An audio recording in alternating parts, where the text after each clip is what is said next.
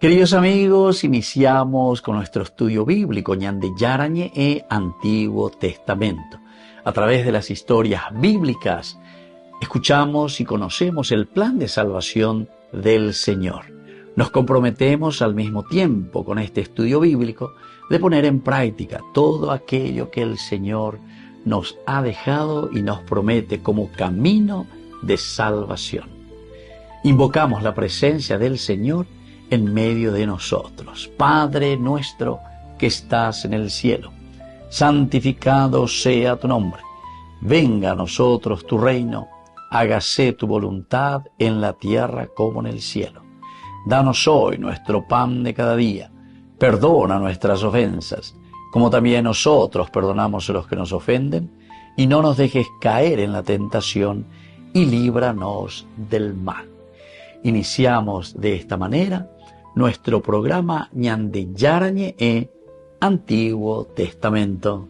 Bienvenidos a Ñande Yarañe, un espacio de reflexión donde compartimos con el Padre Víctor Luis Cabañas sus conocimientos sobre el Antiguo y Nuevo Testamento. Este programa cuenta con el apoyo de la Fundación Santa Librada. Comercial San Cayetano patrocina este espacio de evangelización. Queridos amigos, estamos iniciando con Ñande Yarañe e Antiguo Testamento. Estamos nosotros con el segundo libro de Samuel, el capítulo 18, versículo 5. El rey dio esta orden a Joab, a Abisai y a Itaí. Por consideración a mí, traten con cuidado al joven Absalón. Y todo el pueblo oyó las órdenes que el rey dio a los jefes acerca de Absalón. Interesante. Aquí entonces el papá, ¿verdad? Ante el conflicto entre el rey y el padre. Son situaciones bastante complicadas. Ñande Cuamaguria lleva que David en realidad muy poco se había manifestado cuando Amnón había ultrajado a su hermana Tamar. Después también cuando justamente Absalón también le había matado a su hermano Amnón. Y ahora nos encontramos ante este conflicto entre el rey y el hijo, ¿verdad? El rey,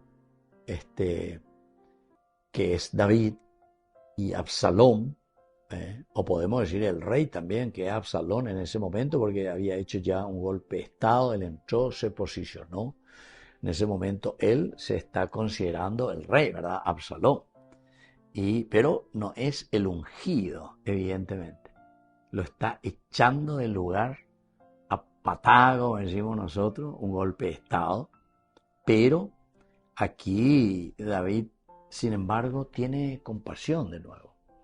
Una de las características justamente que describen a David siempre es el de su misericordia, su compasión, su gesed, pero que muchas veces también parece que no supo manejar, ¿verdad? Por eso no tomó las determinaciones en el momento oportuno, allí en ese momento en que él tendría que haber tomado decisiones. Entonces eso es lo que después hizo que sucediera todos estos elementos que nosotros estamos viendo, ¿verdad? Incluso el golpe de estado de su propio hijo Absalón. La palabra de Dios nos dice aquí en este versículo que el rey dio esta orden, ¿verdad? A Joab, Abisai e Itaí. Por consideración a mí, traten con cuidado al joven Absalón. Y todo el pueblo oyó las órdenes que el rey dio a los jefes acerca de Absalón. Entonces David necesita detener la rebelión para proteger al pueblo y conservar también la estabilidad del reino. Eso es importante. Vamos a tener que detener, vamos a tener que tomar una estrategia fuerte, ¿verdad? Pero sin embargo ruega también por la vida de Absalón. El rey debe vencer al rebelde, pero el padre no desea perder al hijo. Lo que quiere es recuperarlo de cierta manera. Ahora, una orden pública y vinculante. Aquí David comunica expresamente su mandato a Joab, Abisai e Itaí, los tres responsables del ejército aquí, ¿verdad? Entonces, Todo el pueblo escuchó la orden, por tanto, nadie podrá alegar ignorancia ante lo que suceda posteriormente con Absalón. Esto también. Entero etea o gendúgina, va evalo icoacue, va evalo yeajina. Hay una orden pública, ¿verdad? Y también al mismo tiempo esta orden es vinculante, es decir, que esta orden que está dando David o le está diciendo a los jefes y que van al frente es una orden vinculante que se vincula no solamente con los jefes, sino que esta orden después tiene que pasar al pueblo, a los soldados, a la gente, a todos los que irán también a la batalla, es decir, les vincula también a ellos. Eso quiere decir orden vinculante. Llame ende la orden, pero orden ame en antes, sino que eso vincula a todos los que vienen después, es decir, a los súbditos, a los que trabajan contigo, a los que están en relación directa contigo, ¿entendiste? Pero a la orden vinculante. Entonces es una orden pública, una orden que todos escuchan, una orden que todos saben y por lo tanto es una orden que los vincula a todos los que están ahí. Y él lo comunica expresamente. Le dice a Joab. Joab es su sobrino, Abisai también. Itai, sin embargo, era un extranjero, ¿verdad? Pero sin embargo a todos ellos él les dice y les da esta orden. Peñangare coponage, annique pepocote y ¿verdad?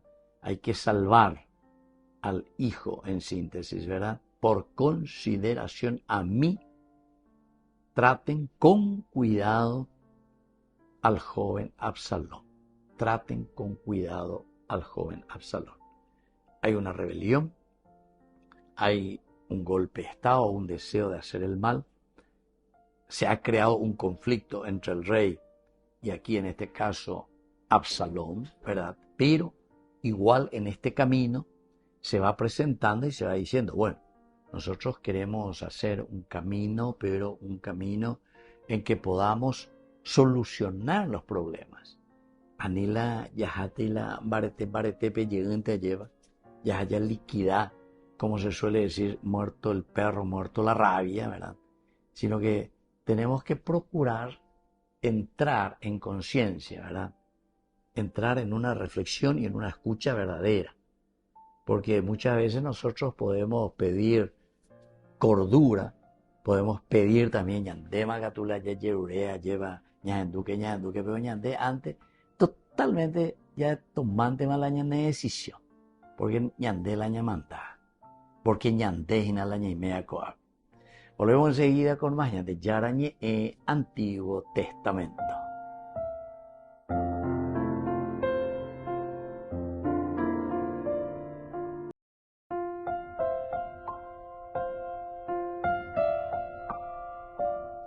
Queridos amigos, seguimos con Yarañe Antiguo Testamento. Estamos nosotros con este segundo libro de Samuel, el capítulo 18, versículo 6.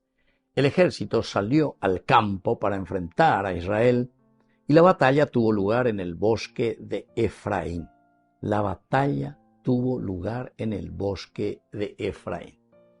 Miremos de un aspecto, como siempre nosotros hacemos, el aspecto cultural y el aspecto antropológico, es decir, humanamente hablando.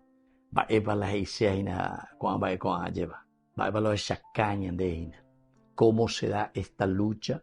¿Cómo se da este encuentro? Likrat Israel, ¿verdad? Es decir, confrontarse, enfrentarse, ponerse cara a cara, pero contra el mismo Israel.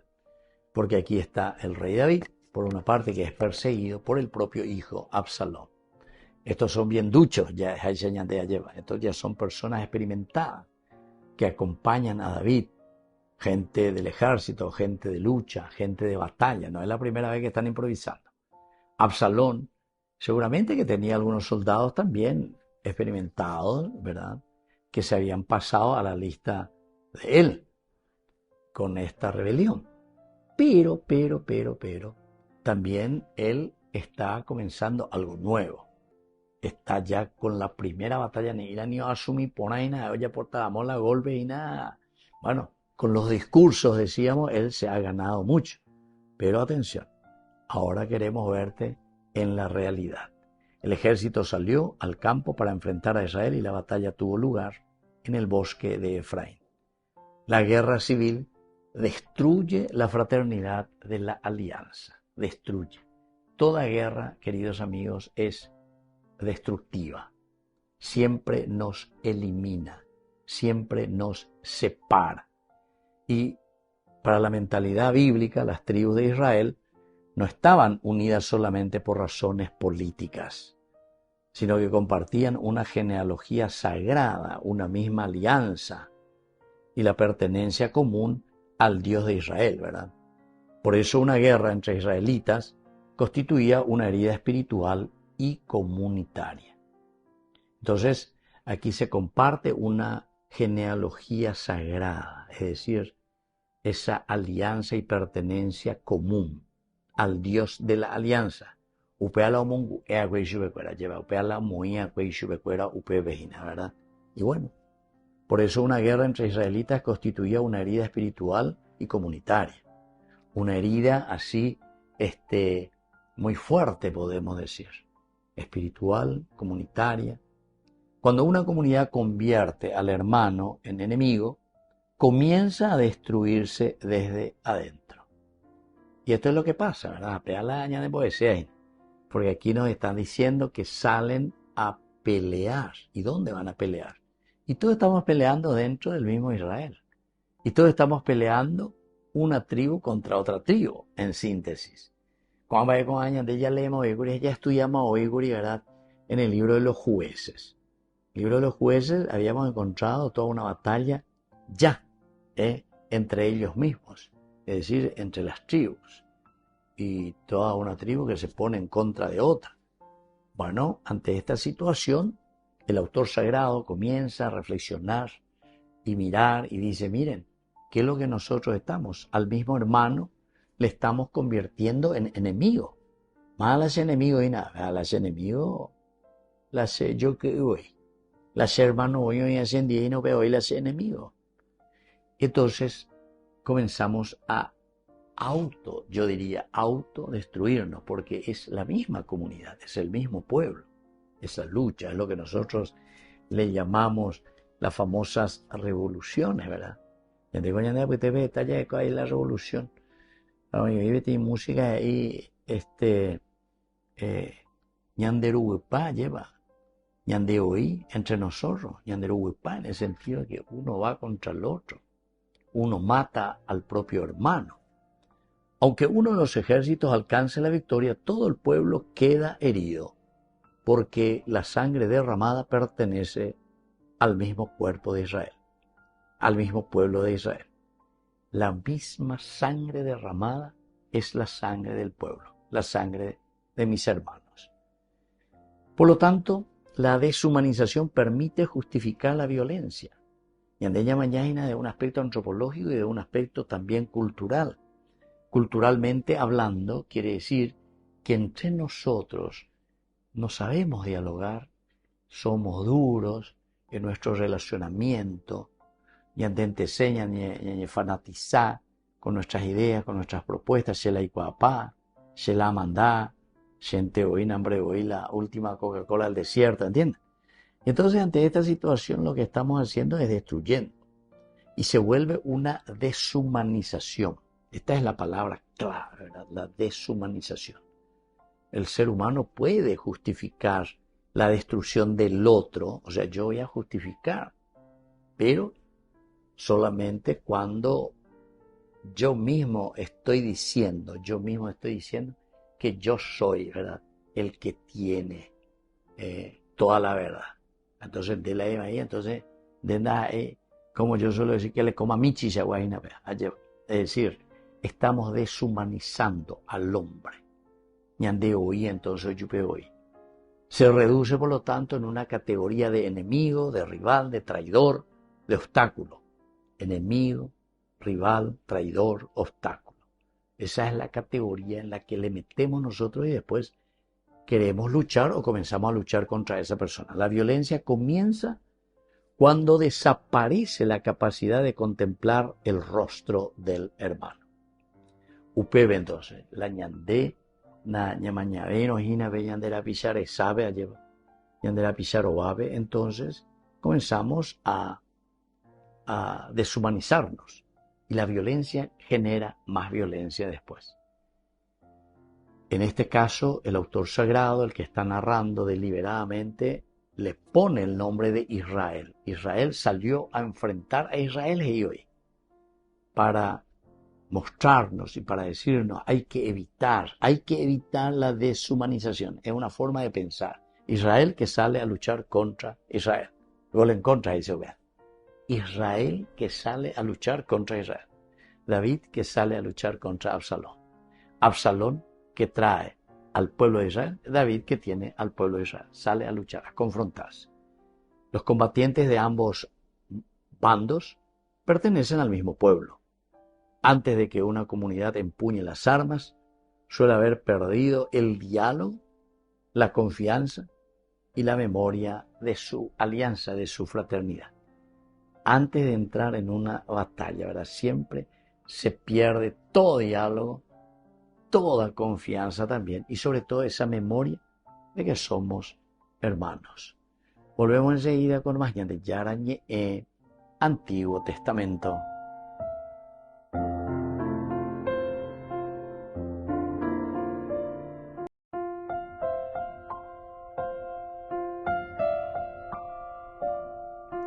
Queridos amigos, seguimos con Yarañe, Antiguo Testamento. Estamos nosotros con este segundo libro de Samuel, el capítulo 18, versículo 7. Allí, el ejército de Israel fue derrotado por los servidores de David. Y aquel día hubo gran matanza, murieron 20.000 hombres. Queridos amigos, tenemos algunas palabras claves, ¿verdad?, dentro de esta historia. En primer lugar, el hecho de que es derrotado, dice. Este ejército o Israel es derrotado. Aparece la palabra Nikev. Nikev. Ser quebrantado en el combate. Nikev en hebreo. Palabra clave aquí en este versículo. El significado y el sentido textual de Nikev, que procede del Nagav, que quiere decir golpear, abatir, herir, derrotar. Golpear, abatir, derrotar, Nagav. En el versículo se describe el colapso militar de las fuerzas de Absalón delante de los servidores de David. Delante de los servidores de David.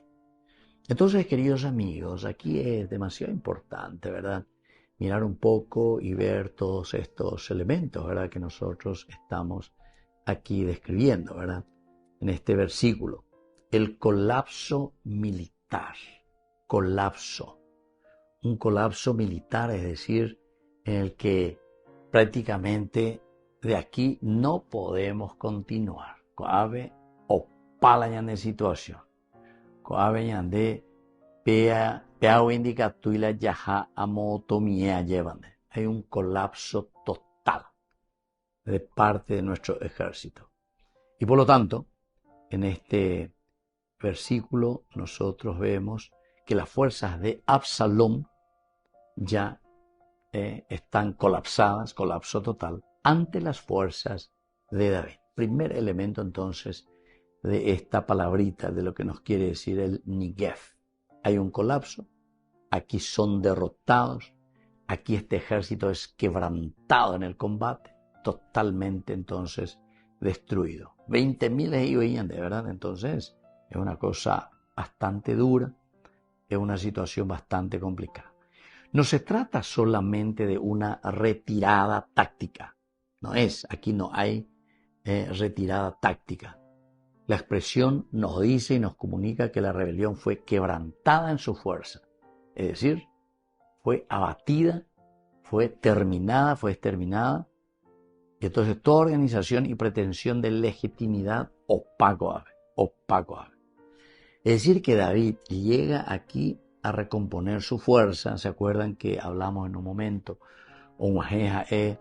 Y ahí también volvió a retomar fuerzas, volvió al ejército que estaba cansado también a descansar. Y es ahí, desde esa situación, que comienzan ellos a reorganizarse con estos tres, ¿verdad? Ittai entre ellos, que prácticamente no es así directamente de la familia, pero que se había unido, Ittai.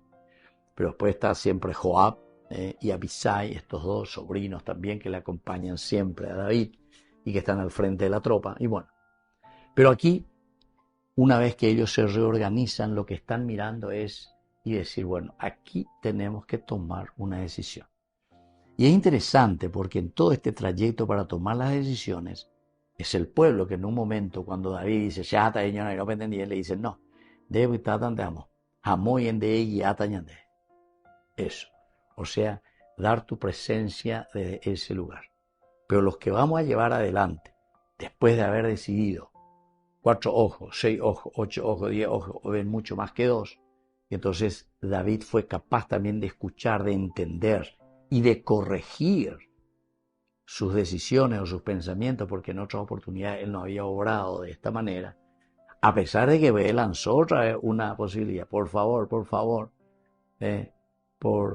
por amor a mi nombre, ¿verdad? A David, tengan en cuenta al joven Absalón, Anique. Bueno, aquí estamos viendo, por supuesto, que la rebelión ya es sofocada, la rebelión ya es quebrantada. Entonces la derrota comienza a deshacer públicamente aquello que Absalón había construido mediante una seducción política y pública. Entonces, bla bla pareínare, pero en el momento concreto, gran cosa de ella. Pues mira, todo el desastre que produjiste, mira cuántos muertos. Este texto advierte que el éxito inicial de una causa no garantiza la verdad. Una propuesta puede alcanzar adhesión, visibilidad y poder, pero termina revelando su fragilidad moral y espiritual ante el juicio de Dios y de la historia. Ante el juicio de Dios y de la historia. Esto pues es lo que pasa, ¿verdad? Cuando nosotros estábamos reflexionando y decíamos que muchos con el poder, ¿verdad? Pues se la manda, la sea ea, la sea calcular, dende vale, de pea, de amor, se le papá. Bueno, está bien, dice. Pero esa fragilidad moral y espiritual la vamos a mirar ante el juicio de Dios y sobre todo ante la historia principalmente. Hay otra palabra clave que es Enrin Elef, 20.000. Magnitud de una pérdida, eso es lo que quiere decir, ¿verdad? Esa expresión.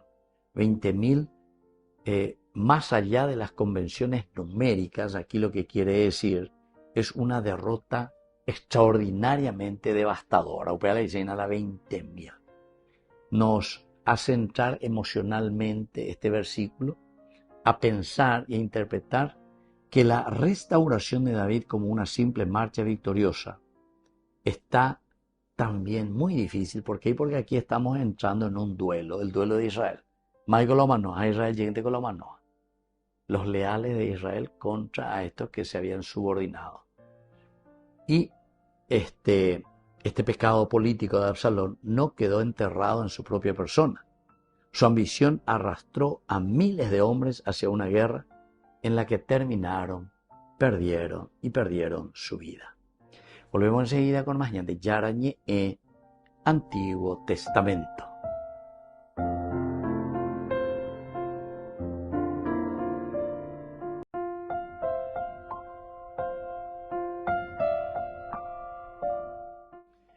Queridos amigos, seguimos con Yarañe Antiguo Testamento. Estamos nosotros con este segundo libro de Samuel. Capítulo 18, versículo 8, la batalla se extendió por toda aquella región. Y aquel día el bosque devoró más gente que la espada. El hombre entonces no controla completamente la historia, queridos amigos. Primera enseñanza Moibe. Estamos con los libros históricos. Y la teología del libro histórico, en primer lugar, luego dice que el que dirige la historia del hombre es Dios. Dios el que dirige la historia del hombre. Por lo tanto, el hombre no puede controlar completamente la historia, no puede. Los ejércitos prepararon la batalla, establecieron sus mandos y diseñaron sus estrategias. Sin embargo, el desenlace dependió también de circunstancias inesperadas. Entonces, los ejércitos prepararon la batalla, establecieron sus mandos y diseñaron sus estrategias. Sin embargo, el desenlace dependió también de circunstancias inesperadas. Entonces, la historia, queridos amigos, aquí permanece siempre bajo la soberanía de Dios, no bajo el dominio absoluto de los poderosos, los estrategas y los gobernantes. No. Entonces, la historia permanece bajo la soberanía de Dios, bajo la soberanía de Dios, no bajo el dominio absoluto de los poderosos. El Jerez, ¿verdad? El que quiere manejar. Es la poderosa. Recordemos, libros históricos, el que maneja la historia es Dios. Todos nosotros pasaremos. Yo recuerdo que en una oportunidad justamente sucedió ahí lo del Papa León XIV, ¿verdad? Claro, él como es americano, entonces enseguida le contestó ante esa agresión también, ahí que le vino una vez gratieteo a Iñacane, ¿verdad? Entonces dice, yo no tengo miedo, dice, de toda la organización ahí, que digan lo que digan, no tengo miedo. Claro, él sabía también, porque ciudadano yanqui, entonces también podía, si era otro, él no podía decir porque quién es ese, ¿verdad?, para hablar, en fin. Pero aquí nosotros pensamos, y decían, ¿verdad?, después, la iglesia dice, en la Biblia lo encontramos y en la historia, ¿verdad?, en la historia de la humanidad, que han pasado, dice, la iglesia ha visto pasados tantos dictadores, ha visto tantos prepotentes, ha visto pasar, pero todos ellos han visto siempre a la iglesia allí, ¿entendiste? Pero la iglesia ha visto pasar, bueno, ideologías y todas clases, ¿verdad?, de personas que quieren tomar el dominio absoluto, ¿verdad?, el dominio absoluto sobre la humanidad. Una segunda enseñanza es que la violencia produce consecuencias imprevisibles. La violencia. Y claro, una vez que comenzaste la violencia, es muy tata, a pepe andica tu veima la de manejaina. Es imposible, es impredecible. Es casi imposible volver entonces a tocarlo, a detenerlo, porque va adelante, ¿verdad? La rebelión de Absalón comenzó como un proyecto político cuidadosamente organizado, pero terminó provocando una destrucción mucho mayor de la esperada, mucho mayor. Entonces todo esto se vuelve en algo imposible, ¿verdad?, de manejar, imposible de llevarlo adelante. El pecado, por lo tanto, nunca permanece encerrado en los límites imaginados por quien lo comete. Yo comienzo con un pecadito, digo yo, ¿verdad? Ese es pecado mío, hermano. No, mentira. No es tu pecado. Déjame a mí, yo y Dios, yo me confieso con Él, yo y Dios. Cualquiera de los pecados, queridos hermanos, que nosotros cometemos siempre tiene una consecuencia sobre la comunidad.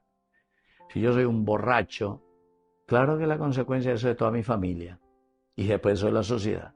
Si yo soy un drogadicto, claro que la consecuencia. No, yo no mal que soy drogadicto, déjame que yo quiero ser drogadicto. No, el asunto es que voy después a hacer desastre, ¿verdad? Y así. No, yo y Dios no mal porque yo robé, yo me voy a confesar, yo robé y etc. No, la consecuencia es que vos destruiste la educación, las rutas, no sé para qué era esa plata, ¿entendiste? Entonces no es yo y Dios nomás. Hoy toda la comunidad quien está destruyendo, ¿verdad? No permanece encerrado en los límites imaginados por quien lo comete. Una ambición personal se convierte en un sufrimiento para todo un pueblo. Hay una tercera enseñanza, queridos amigos, de la palabra de Dios, y es que la fuerza humana tiene límites. La fuerza humana tiene límites. Bueno, en este sentido, la espada, el Jerez, decíamos, está representando a esa fuerza humana. es el símbolo del poder militar. No fue la principal causa de muerte aquí, en este versículo, dice, ¿verdad? Sino que el bosque demostró que existen fuerzas que superan la capacidad humana de cálculo. Va mucho más allá, queridos amigos. Entonces el Jeref, que significa lo militar, mi poder, lo que yo puedo hacer. No, de Jeref, el bosque, dice, mató a más. Es decir, la misma naturaleza, el bosque tiene más capacidad y fuerza, ¿verdad? Entonces aquí, en este versículo que estamos estudiando y como lección, nos dice que no podemos depositar nuestra confianza absoluta en las armas, en el poder, en la influencia, etcétera, de las personas. Toda seguridad humana, queridos amigos, puede y se derrumba luego. Se derrumba totalmente cuando Dios permite que aparezcan otros elementos, porque eso significa el bosque. El bosque significa la misma naturaleza que te devora y que está por encima de tus fuerzas, de tus capacidades, porque nosotros mismos somos naturaleza, ¿verdad? Somos naturaleza. Una cuarta enseñanza es que el mal puede convertirse en un ambiente que atrapa. El mal puede convertirse en un ambiente que te atrapa. Es decir, la rebelión comenzó dentro del corazón de Absalón. Hasta ahí todo bien. Pero después se extendió por Israel hasta convertirse en una guerra donde miles quedaron atrapados. Comenzó él, dentro de su corazón, mi corazoncito, que quiere el poder, que no está contento y que está buscando y que tiene deseos de todo, ¿verdad? Y entonces convierto en una situación dificilísima después.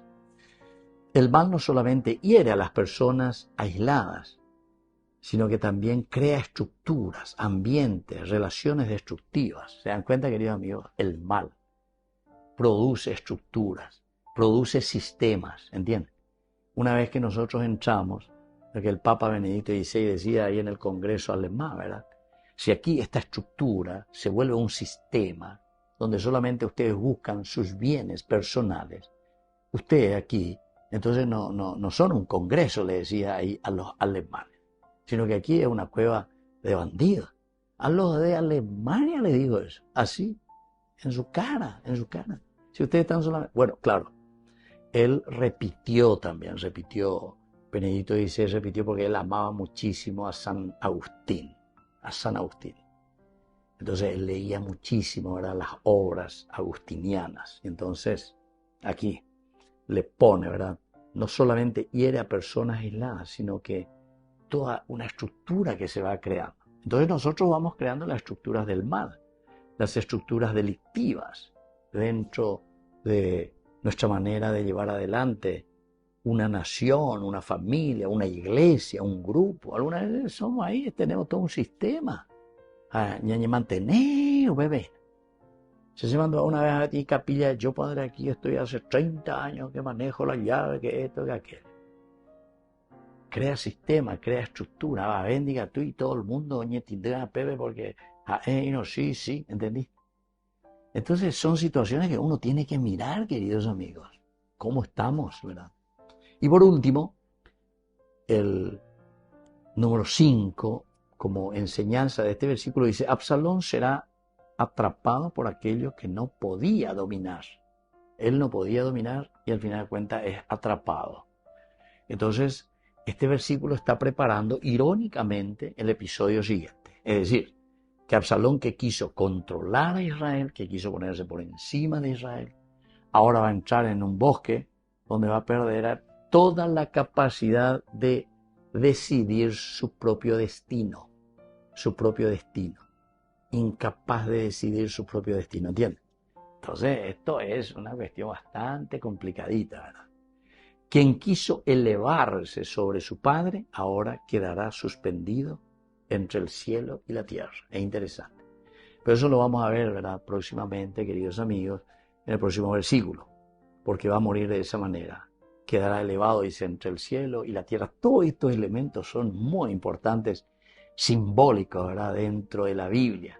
Pero peago ñandé, ñañamindo umijangua, ya va umijangua, ya calcula, ya se va peña de yara. Ñanden boeina.